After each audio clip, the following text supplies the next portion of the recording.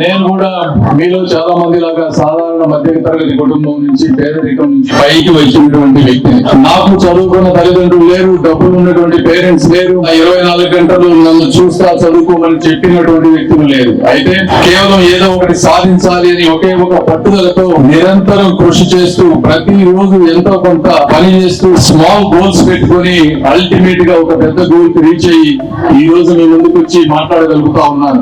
నేను ఈ రోజు రాజకీయాల్లో రావడానికి ప్రధానమైనటువంటి కారణం ఇక్కడ చూశాను, అక్కడ చూశాను. ఆ వంతుగా నేను ఏదో ఒకటి చెయ్యాలి, ఈ సమాజం కూడా అదే విధంగా ఉండే విధంగా చెయ్యాలని నేను ఈ రోజు వచ్చాను.